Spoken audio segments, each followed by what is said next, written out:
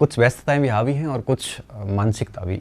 कई बार ये सोच लेता हूँ कि कहीं मेरी वजह से डाइवर्जन तो नहीं हो रहा है, क्योंकि जब भी हम कंटेंट बताते हैं कि भाई ये पढ़ लो, ऐसे पढ़ लो, तो क्या है ना कि बच्चा अपनी रणनीति में चल रहा होता है, और जब हम बीच में ऐसे रणनीति लेके आते हैं तो कहीं ना कहीं भटकाव आ जाता है। हम कई मटेरियल बता देते हैं तो उसमें भी भटकाव आ जाता है। तो हम हमेशा ये चाहते हैं कि ऐसा कोई भटकाव ना हो और हमारी वजह से कोई ऐसी पढ़ाई में विघ्न पैदा ना हो। यह सोच के कई बार हम लाइव आने से डरते हैं, मन नहीं होता कई बार, सच बताऊं तो काफ़ी सारे बच्चों के मैसेजेस थे, सर एक बार है वो आप लाइव आइए और हमें थोड़ा सा मार्गदर्शन दे दीजिए ताकि हम चीज़ें ठीक कर सकें। तो उस बात को ध्यान में रखते हुए मैं बात करूँगा आपके व्याख्याता भर्ती के लिए, ठीक है।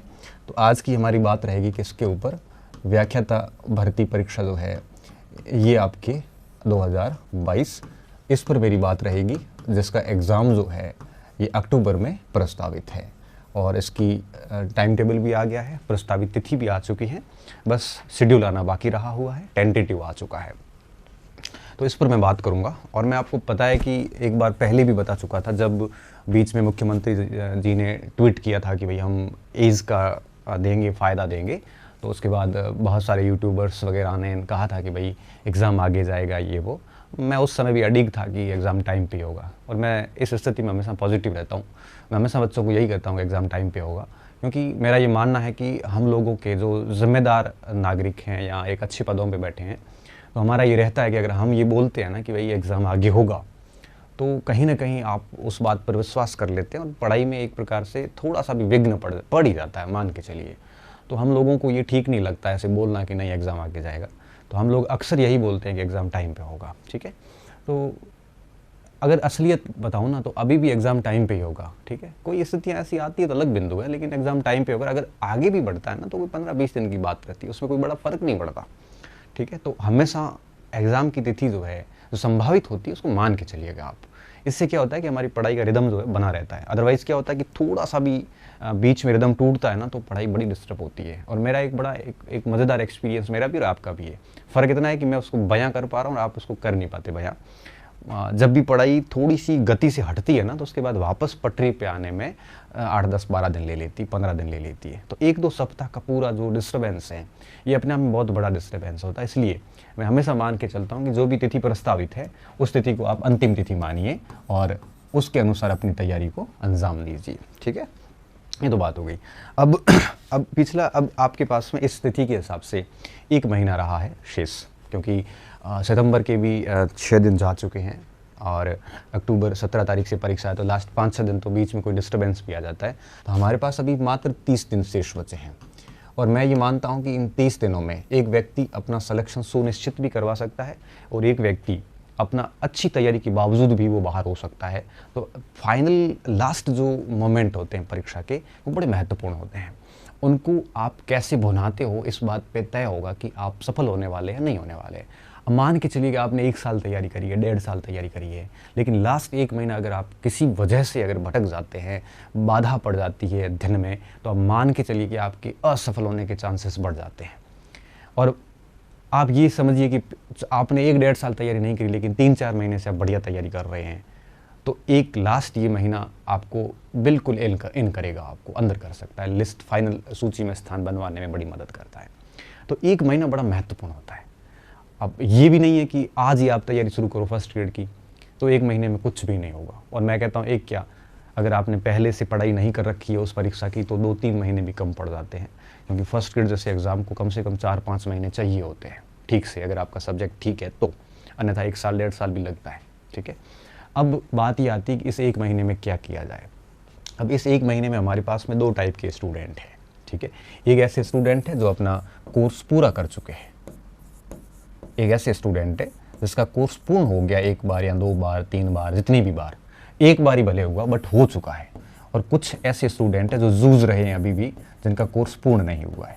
देखिए, कोर्स पूर्णता का मतलब क्या है यहाँ पे।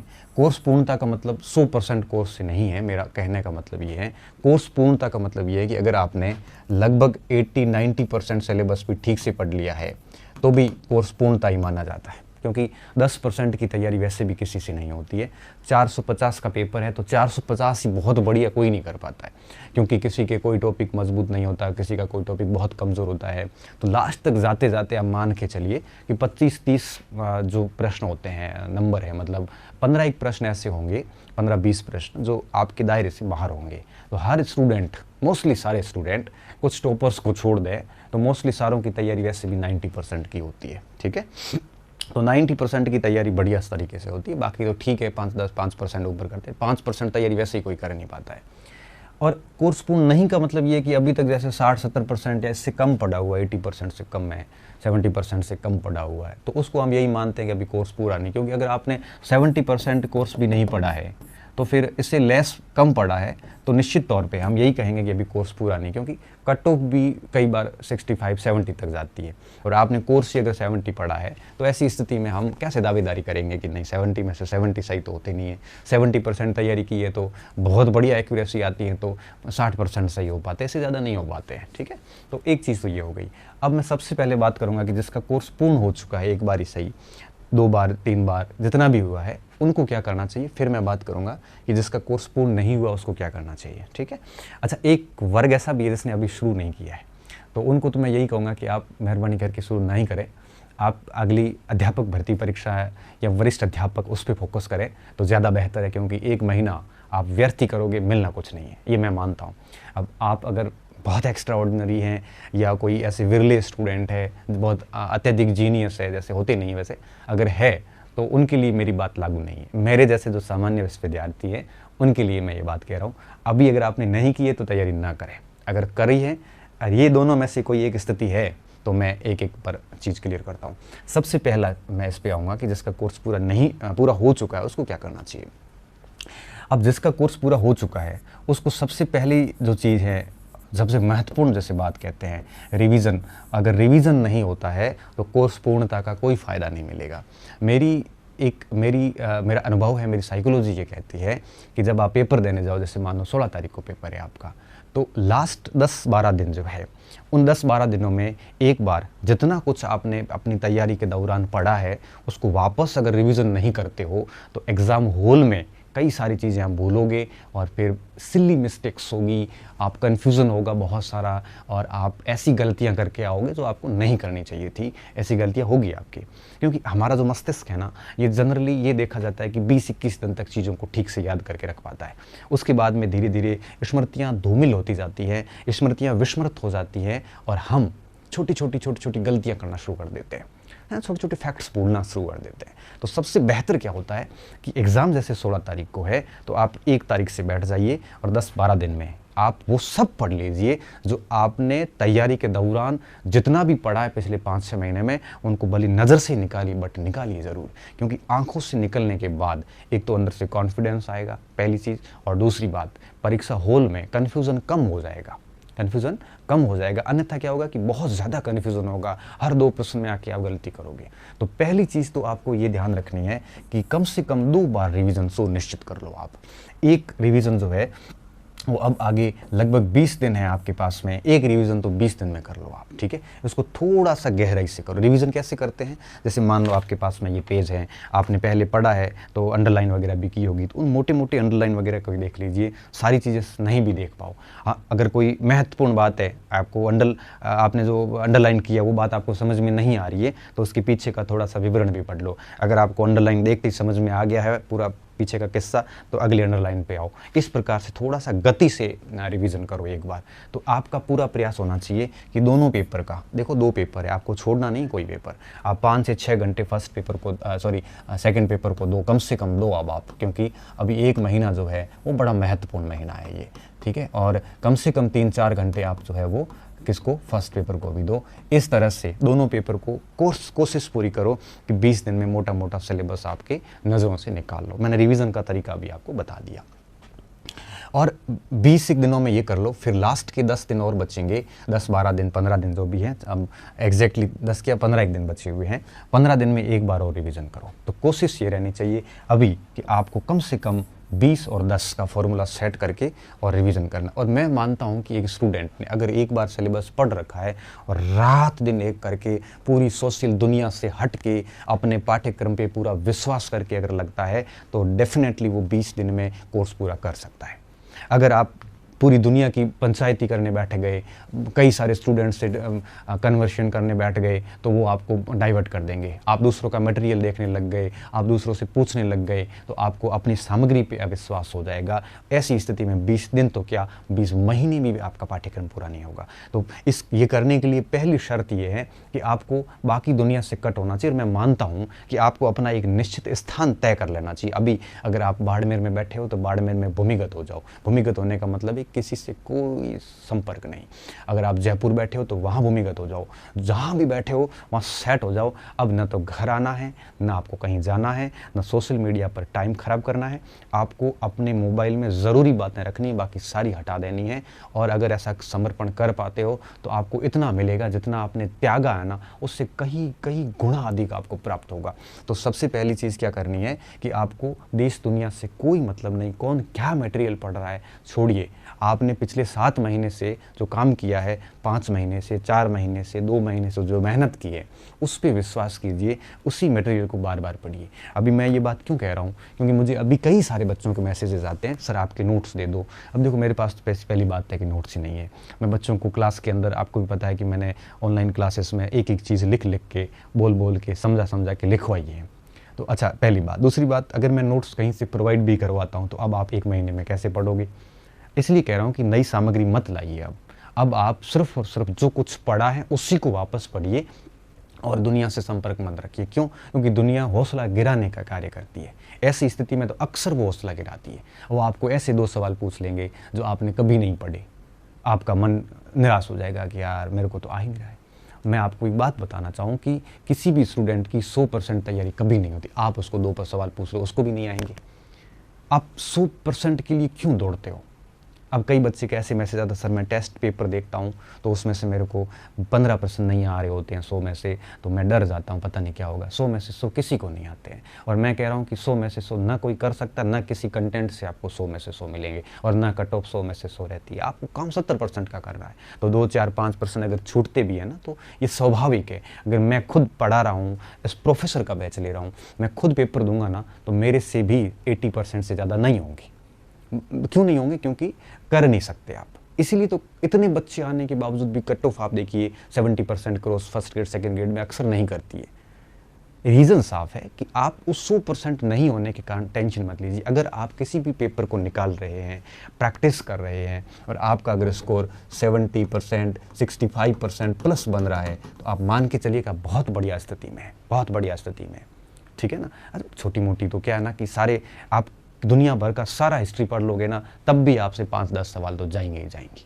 ठीक है? माही का लाल कोई नहीं आया जिसने 100 में से 90% स्कोर लिया हो, नहीं आते। ठीक है? इसलिए मैं कहता हूँ कि आप इन चीज़ों का तनाव ना लें, तो रिवीजन करें। 2 बार रिवीजन आप कर लेना। जिनका कोर्स पूर्ण हुआ मैं उसकी बात कर रहा हूँ, और साथ में जो बातें बता रहा हूँ ये सभी के लिए लागू है। ठीक है? हाँ, अब बात आती है कि रिवीजन तो 20 और 10 और दोनों पेपर्स को साथ में लेके करना है। 90% तक का सिलेबस बढ़िया कर लो। अब क्या करना है? रिवीजन, और रिवीजन के साथ में आते हैं अभ्यास। ठीक है? ये अभ्यास बहुत ज़रूरी है, अभ्यास बहुत ज़रूरी। अब अभ्यास के लिए हमारे पास में 2 विकल्प हैं। एक टेस्ट सीरीज़ का विकल्प रहता है, एक पुराने पेपर्स का रहता है। और मैं हर बार कहता हूँ और आज फिर कह रहा हूँ कि आप टेस्ट सीरीज़ की बजाय पुराने पेपर पर भरोसा करिए, क्योंकि टेस्ट सीरीज़ के वो लेवल नहीं आते। टेस्ट सीरीज़ के अंदर इतने प्रश्न हज़ारों बना चुके होते हैं वो लोग कि प्रश्नों का फिर स्तर नहीं रहता। उलूल जुलूल सवाल पूछ लेते हैं, आउट ऑफ कंटेंट पूछ लेते हैं, आउट ऑफ एग्ज़ाम साइकोलॉजी पूछ लेते हैं, एग्ज़ाम का जो पैटर्न नेचर होता है उससे हटके प्रश्न पूछते हैं, जिसका कोई सेंस नहीं होता। अपने कंटेंट से पूछते हैं, उनको अपनी लाइनें देनी होती हैं ताकि आप उनकी टेस्ट सीरीज़ लो। तो ऐसी स्थिति में टेस्ट सीरीज़ आपका हौसला गिरा सकती है। टेस्ट सीरीज़ से आपको ज़्यादा फ़ायदा नहीं हो पाएगा। बेहतर ये होता है कि आप पुराने पेपर्स कोई भी एक किताब अपने पास रखो और उनका नियमित अभ्यास करते रहो। अब आपके दिमाग में ये भी प्रश्न आ रहा होगा कि सर टेस्ट सीरीज़ का अभ्यास किस समय करें, डेली करें या 7 दिन बाद करें? तो मैं ये कहता हूँ कि मैं बताता हूँ आपको। मेरा ये रहता था कि जब भी पढ़ते थक जाता था तो 15-20 सवाल रैंडमली निकाल लेता था। ये मेरा रहता था। ठीक है, कोई फिक्स शेड्यूल नहीं था। दूसरा मैं क्या करता था, कई बार जैसे मान लो कि प्राचीन भारत का रिवीजन पूरा हो गया तो 2-3 दिन बैठ के प्राचीन के सारे सवाल देख लेते थे हम, ठीक है, ऐसा भी किया जा सकता है। टाइम मैनेजमेंट आपका नहीं बैठ रहा हो तो आप OMR शीट ला के घर पे ही वो पूरा पेपर सॉल्व कर सकते हो, ठीक है। तो ये सारी चीज़ें आप प्रैक्टिस सेट से की जा सकती है। पुराने पेपर्स ला के अभ्यास कीजिए बजाय टेस्ट सीरीज़ के, क्योंकि टेस्ट सीरीज़ मॉरल डाउन करने का सबसे बड़ा जरिया होता है आजकल की ये हालत है। हाँ, अगर आपको टेस्ट की रैंक से कोई फ़र्क नहीं पड़ रहा है, टेस्ट के नंबर से आपको कोई फ़र्क नहीं पड़ रहा है, तो आप टेस्ट दे सकते हो। अगर आप बहुत संवेदनशील व्यक्ति हो, टेस्ट की रैंक और नंबर देख के आपका हौसला गिर रहा है, तो वो छोड़ दीजिए। बेहतर है कि रिवीजन और पुराने पेपर की प्रैक्टिस करते रहिए। ये सबसे बहुत ज़्यादा ज़रूरी जो बात होती है वो बात मैं आपको बता रहा हूँ, ठीक है। तो ये अभ्यास, ठीक है, तो अभ्यास आप लास्ट मोमेंट तक जारी रखिए और इस सितंबर के महीने में तो भरपूर अभ्यास कीजिए। लास्ट जो 15 दिन बचेंगे ना, ये दूसरा जो आपका रिवीजन चल रहा होगा, उस समय भले आप अभ्यास छोड़ सकते हो, डेली 10-15 सवाल कर लो, बाकी छोड़ दो आप, ठीक है। तो ये आपको जिसका कोर्स पूरा हो चुका है उसको ये काम करना है, ठीक है। अब जिसका कोर्स पूरा नहीं हुआ है उसको क्या करना है, उसके लिए थोड़ी सी समस्या का बिंदु ये भी है। जिसका कोर्स पूरा नहीं हुआ है उसको मैं सिर्फ पहले तो यही कहूँगा कि आगे 10-15 दिन कोशिश ये करो कि आगामी 10-15 दिन में कोशिश कीजिए कि अपना कोर्स जो है 80-90% तक लेके आए, ठीक है। कोशिश ये कीजिए कि 15 सितंबर तक आप कम से कम 80-90% कोर्स पहले पूरा करें। उसके बाद में अगर समय बचता है, ठीक है, तो एक बार रिवीजन ज़रूर करें। एक बार रिवीजन आप अवश्य करना। बाकी जो बातें इधर मैंने बताई थी वो सेम बातें वापस यहाँ पे भी बताऊँगा कि नया कंटेंट ना लाएं। जो कंटेंट आपके पास में है उसी कंटेंट को फॉलो करें। देश दुनिया से दूर रहें, भूमिगत हो जाएं किसी लाइब्रेरी के कोने में या किसी रूम के कोने में, शहर के किसी कोने में जहाँ आपको ठीक लगता है। सोशल मीडिया वगैरह से दूर हो जाएं। घर परिवार को भी 1-1.5 महीने के लिए छोड़ दें। परीक्षा टाइम पर होना मान के चलें। टेस्ट सीरीज़ की बजाय अब प्रैक्टिस सेट निकालें। और अब एक बात और लास्ट में और निकाल दूँ, दूसरा की सामग्री पढ़ने की बजाय खुद की अगर सामग्री पढ़ोगे तो निश्चित तौर पे आपको फ़ायदा होने वाला है, ठीक है। खुद की सामग्री पे बल दें। क्यों? क्योंकि खुद की सामग्री जो पहले पढ़ी हुई उसको निकालने में आसानी होती है। नई सामग्री पढ़ोगे तो पहली सामग्री भी ठीक से पढ़ नहीं पाओगे। तो प्रयास ये करें कि पहले 10-15 दिन में एक बार कोर्स पूरा कर लें और उसके बाद में पीछे जो 15-20 दिन बचेंगे उसमें आप है वो एक बार जो है वो सिलेबस पूरा करें। और बीच बीच में आप जैसे जैसे कोई पार्ट पूरा होता है तो प्रैक्टिस सेट जो है पुराने पेपर्स उनका एक बार अभ्यास कर लें। ये चीज़ें करें, ठीक है। अब बात ये आती है कि आप 100% के पीछे ना भागे। मैं बार बार कह रहा हूँ जितना हो रहा है उतना ठीक है। अगर मान लो कि ऐसा स्थिति आती है कि आप पढ़ रहे हैं कोई टेस्ट पेपर, आपके कंटेंट से 100 में से 20 सवाल बाहर चले गए, कोई फ़र्क नहीं पड़ता है, ठीक है। आप दुनिया की कोई सी भी किताब लेके बैठोगे ना, दुनिया की कोई सी भी कोचिंग ले लो, दुनिया का कोई सा भी टीचर ले लो, आप 10-15% तो बाहर जाएंगे ही जाएंगे। पेपर थोड़ा ठीक आता है तो बस सरल आता है तो वैसे भी सारे आ जाएंगे सवाल, वैसे कोई दिक्कत वाली बात नहीं है। तो इस चीज़ को लेके आप कभी अवसाद में न रहें। आपको ये समझ के चलना है कि 100% तो कभी होने भी नहीं है। आप अगर 70% तक नंबर ला रहे हैं तो मैं मान रहा हूँ कि काफ़ी बढ़िया स्कोर है और आप चयन की रेस में बहुत आगे हैं। इससे ज़्यादा ला रहे हैं और भी बढ़िया बात है। भले पेपर सरल हो भले टफ हो, आप 70% का आंकड़ा क्रॉस कर रहे हैं ना अपने अभ्यास में तो बेहतरीन कर रहे हैं आप। आपको चिंता नहीं करनी। मैं आपको दावे के साथ कह सकता हूँ कि जो बच्चे 60-70 से ऊपर निकल रहे हैं वो बच्चे सिलेक्शन की रेस में बहुत बढ़िया। अगर एग्ज़ाम हॉल का मैनेजमेंट बढ़िया हो गया तो आप डेफिनेटली चयन होंगे। और एग्ज़ाम हॉल को कैसे मैनेज करना है मैं परीक्षा से 3 दिन पहले वापस लाइव आऊँगा और आपको एग्ज़ाम हॉल की उन बारीकियों के बारे में बात करूँगा जो आपको ध्यान रखनी है। वो आपको एग्ज़ाम हॉल में कैसे प्रश्न अटेंड करने हैं वो सारी बातें मैं बताऊँगा। एक अंतिम बात और कि इस स्थिति में आप जो है एक स्थिति बनती है लास्ट में कि कुछ भी याद नहीं है।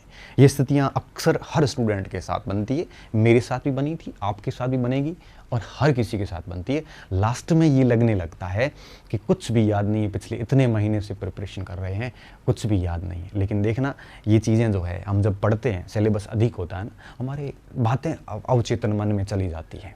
लेकिन हमने अगर 1-2 बार रिवीजन कर रखा है ना तो जब एग्ज़ाम हॉल में हम जाते हैं और जब प्रश्न देखते हैं, ध्यानपूर्वक देखते हैं, तो उसके बाद में वो ऑप्शन अपने आप धीरे धीरे हमारे दिमाग से अवचेतन मन से आने शुरू होते हैं और आप यकीन मानिए कि प्रश्न के उत्तर अपने आप निकलने शुरू होंगे। ये महसूस होगा कि कुछ भी याद नहीं, हमारे को भी होता था और आपको भी होगा। लेकिन ध्यान रखना आपको बहुत कुछ याद है। अगर आपको उसका प्रैक्टिकल करना है तो आज एक काम करना, आप कोई भी पुराना पेपर उठाना किसी भी आपकी प्रैक्टिस बुक से और आप 20 सवाल करना। अब 20 सवाल करना और आप देखना जिसको आपने पढ़ रखा है सिलेबस को, उसके 20-25 प्रश्न करना। आप देखना उस 20 में से आप 15-16 प्रश्न बड़े आराम से कर पा रहे हो। अगर 15% कर पा रहे तो आपको 80% तो याद हो गया। फिर आपको ऐसा क्यों लग रहा है कि याद नहीं है? ऐसा इसलिए लगता है कि इतना सिलेबस होता है, हमने पिछले 1 महीने पहले कुछ चीज़ों का रिवीजन किया था, वो अभी याद नहीं आ रही है। इसलिए कह रहा हूँ कि अगर ऐसी फीलिंग आती है ना तो उससे डरने की ज़रूरत नहीं है। बस एक बार और रिवीजन करोगे और प्रश्न निकालोगे तो कॉन्फिडेंस का लेवल बढ़ेगा। और एक शिकायत ये भी रहती है कि सर कॉन्फिडेंस नहीं आ रहा है। कॉन्फिडेंस नहीं आता है। कॉन्फिडेंस तो कब आता है? जब पेपर हॉल में बैठेंगे, 5-7 प्रश्न देखेंगे, फिर कॉन्फिडेंस आना शुरू होता है। उससे पहले किसी को नहीं आता बेटा, पहली रैंक वाले को भी नहीं आता और लास्ट रैंक वाले को भी नहीं आता। कॉन्फिडेंस उसको आता है जिसकी बिल्कुल तैयारी नहीं होती है, वो कॉन्फिडेंट होता है। क्यों? उसको पता है कि अपना कुछ जाना नहीं है, जो आएगा वो मुनाफा ही है। जितनी बढ़िया तैयारी उतना ही लो कॉन्फिडेंस रहता है, डर रहता है, बहुत सारी चीज़ों का डर रहता है। तो कॉन्फिडेंस लो होना, कुछ भी याद नहीं है जैसी फीलिंग्स आना, दुनिया मेरे से ज़्यादा पढ़ चुकी है ऐसी बातें आना, दूसरों का मटेरियल मेरे से बेहतर है, वो पराई थाली में घी ज़्यादा वाली बात है, ये फीलिंग्स लास्ट 1 महीने में रहती है, सभी के साथ रहती है। और ओवर थिंकिंग, बहुत ज़्यादा सोचना, पता नहीं मेरा क्या होगा, मैं इतना कर पाऊँगा कि नहीं कर पाऊँगा। क्या टेंशन, इतनी क्यों सोच रहे हो आप? आपके सोचने से रिजल्ट आपके पक्ष में कतई नहीं आएगा। बेहतर ये है कि आप रिवीजन कर लीजिए, मेरी बात को मानिए, आप ये जो मैंने चीज़ें बताई उसको फॉलो कीजिए और सबसे संपर्क खत्म कर दीजिए। जितना आप दूसरों से बात करोगे, लोग आपको नेगेटिव एनर्जी देंगे, आप ओवर थिंकिंग करोगे उसके बाद और ये सारी चीज़ें सोचोगे। आप अपने कंटेंट पे विश्वास कीजिए और अपने कंटेंट में खो जाइए, डूब जाइए। आप डूबने का मतलब क्या होता है? व्यक्ति जब खो के पढ़ता है ना पूर्ण तन्मयता के साथ, तो वो भूल जाता है कि वो है कि नहीं है, वो एग्जिस्ट करता है कि नहीं करता, वो क्या है, उसका परिवार क्या है, वो खुद है कि नहीं है, भूल जाता सब कुछ। और सिर्फ वो, आप देखना, आप जब बहुत मन से पढ़ रहे होते हैं ना, तब आप अपने आप को भूल जाते हो। अब अपने आप को भूल जाते हो ना, ये अवस्था आनी चाहिए आपके अंदर, तब मज़ा आएगा कि हाँ अब कुछ काम हुआ है। जब अभी मैं वीडियो बना रहा हूँ ना, अब 15-20 मिनट से मैं भी भूल गया हूँ कि मैं क्या हूँ, मैं पूरा खो के डूब के आपको बात बता रहा हूँ ना, ऐसा काम करिए आप। तो फिर क्या, ना तो ओवर थिंकिंग होगी, ना आप कल के बारे में सोचोगे, ना गए हुए कल के बारे में सोचोगे, ना आपको दूसरों के मटेरियल से कोई मतलब। अपना मटेरियल अपना है। 100% सवाल उसके मटेरियल से भी नहीं आएंगे, 100% आपके मटेरियल से भी नहीं आएंगे। सिलेक्शन जितने सवाल उसके मटेरियल से भी आएंगे, सिलेक्शन जितने सवाल आपके मटेरियल से भी आएंगे। इसलिए कह रहा हूँ उनसे क्यों बात करें, वो खुद संघर्षरत है, आप भी संघर्षरत है। जब आप समकक्ष से बात करोगे ना, तो वो आपको कभी मोटिवेट नहीं कर पाएगा। और ध्यान रखना, वो खुद किसी और से मोटिवेट होकर आ रहा है, आप उससे मोटिवेट होने जा रहे हो। वो खुद किसी को सामग्री पूछ के आ रहा है, आप उससे सामग्री पूछ रहे हो। उसको खुद को प्रश्नों के उत्तर नहीं पता, आप उससे पूछ रहे हो, और वो आपसे पूछ रहा है। इसलिए कह रहा हूं कि इस समय इन चीज़ों से दूर हो जाइए आप। ये आपकी ओवर थिंकिंग का मेन कारण है। और मैं बात खत्म कर रहा हूँ, वीडियो को पूरा करो, मैं आपका समय ज़्यादा नहीं लूँगा। 2 बातें कहूँगा। पहली बात कि लास्ट 3 दिन पहले 17 को एग्ज़ाम होगा, तो मैं 14 को आपको वापस लाइव आऊँगा, मुझे याद करवा देना आप, और मैं उस समय पेपर मैनेज कैसे करना ये बात बताऊँगा। और दूसरी बात, मेरी ये सारी बातें याद रखना, माँ सरस्वती अपने ऊपर ऋण कभी नहीं रखती, और आप जिस स्तर की मेहनत करते हो ना, ध्यान रहे उस स्तर से अधिक आपको प्राप्त होगा। ये मैं आपको दावे के साथ कह सकता हूँ, ये मेरा व्यक्तिगत अनुभव है। और दुनियादारी से दूर हो जाइए, ये सबसे बड़ी बात है। और अपने सामग्री पे विश्वास करते हुए ठीक से काम करते रहिए। आज के बाद भूमिगत हो जाना, वापस देखने नहीं चाहिए कहीं पे, ठीक है। इन्हीं बातों के साथ ढेर सारी आपको मेरी तरफ से बहुत बहुत यूँ कहिए शुभकामनाएं, और आप मन से मजबूत बने रहें। और मैं ईश्वर से दुआ करूँगा कि आपका 1 महीने का ये टाइम टेबल बढ़िया बना रहे, कोई विघ्न ना आए बीच में, स्वास्थ्य, परिवार, ऐसा कोई विघ्न ना आए, और आप पूर्ण तन्मयता के साथ इस रणनीति को फॉलो करते हुए अपना पूरा दम लगा के मेहनत कर लो। और पढ़ाई करके आज दिन तक किसी की मृत्यु नहीं हुई है, कोई मरा नहीं है। उस स्तर की पढ़ाई कर लेना, आप खो जाने चाहिए कि आप हो या नहीं हो। इस स्तर को लेके आप डूब के मेहनत करोगे, आप देखना 5वें दिन कॉन्फिडेंस आता है। मैं दावे के साथ कह सकता हूँ, इस स्तर की मेहनत करते हैं ना, जब डूब के 7वें दिन अंदर से अलग लेवल का कॉन्फिडेंस आता है, चेहरे पे चमक आ जाती है। इन्हीं शुभकामनाओं के साथ मैं मेरी बात को यहीं खत्म कर रहा हूँ। बहुत बहुत धन्यवाद विद्यार्थियों, अच्छे रहिए, मस्त रहिए, पढ़ते रहिए, और वापस एग्जाम से 3 दिन पहले मिलूंगा। और उस समय आप ये कहते हुए बनने चाहिए कि सर हमने 2 बार, 3 बार, 4 बार, जितनी भी बार रिवीजन कर लिया है। और ये मेरे लिए बहुत बड़ी खुशी होगी। और इस बात को सुनने के बाद मैं आपको कह सकता हूँ कि आपको चैन से कोई दूर नहीं कर सकता। बस ये बातें हो जानी चाहिए। पुनः धन्यवाद।